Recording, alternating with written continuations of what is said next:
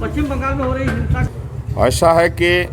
हमसे थोड़ा समय मांगा गया है, तो वहाँ विधिक कार्रवाई जो है करने के लिए मुझे आश्वासन मिला है कि संविधान की रक्षा हर संभव में की जाएगी और वहाँ जांच की जा रही है। जो लोग जो है इस तरह से अनलीगल असंवैधानिक कदम उठाए हैं, तो हमने जो है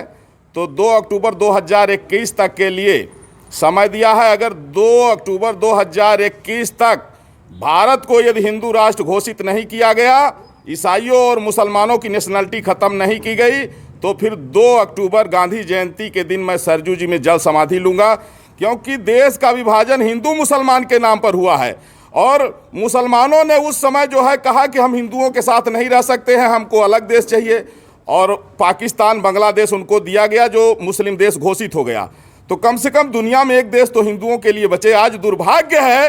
कि वेस्ट बंगाल में जितने यहाँ के मुसलमान हैं वो भी रोहिंग्याओं के साथ मिलकर के एक तरफ से हिंदुओं की हत्या कर रहे हैं, और उसी तरह जो है तो तमिलनाडु में हो रहा है, केरल में हो रहा है। जहाँ भी मुस्लिम आबादी ज़्यादा है उनको पाकिस्तान से प्रेम है, लेकिन हिंदू और हिंदुस्तान से नफरत है। ये हिंदी, हिंदू और हिंदुस्तान के वजूद को मिटाना चाहते हैं। इसलिए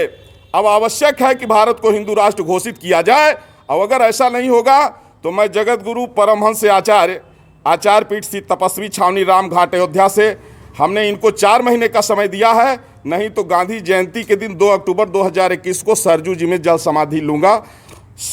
आशा करता हूं कि आदरणीय प्रधानमंत्री नरेंद्र मोदी जी के नेतृत्व में संविधान की रक्षा के लिए यह महत्वपूर्ण कदम जरूर उठाया जाएगा। कि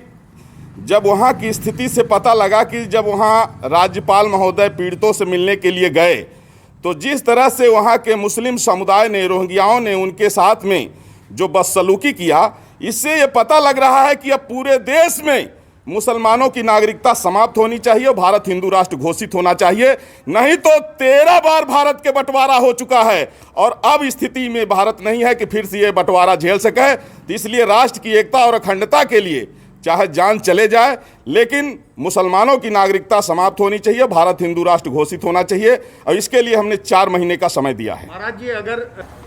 वो यहाँ शरणार्थी बन के रहेंगे, जब यहाँ पार्टीशन नहीं हो रहा था, हिंदुओं ने कहा कि नहीं हम भाई भाई हैं, मिल के रहेंगे, तो उस समय जो है 16 अगस्त 1946 को मुस्लिम लीग ने जिन्ना के कहने पर डायरेक्ट एक्शन डे का फरमान जारी किया, जिसमें कई लाख हिंदुओं, कई लाख सिखों की हत्या हुई थी, जिसको कलकत्ता किलिंग के नाम से जाना जाता है। तो जब वो देश बट गया, धर्म के नाम पर बटा, उनको अलग देश मिल गया, और पाकिस्तान बांग्लादेश में हिंदुओं की नेशनलिटी नहीं है, इसलिए हिंदुस्तान में इनकी नेशनलिटी खत्म होनी चाहिए। अगर इन्हें रहना है तो ये शरणार्थी बन के रहेंगे, लेकिन नागरिक बन के नहीं रहेंगे। महाराज जी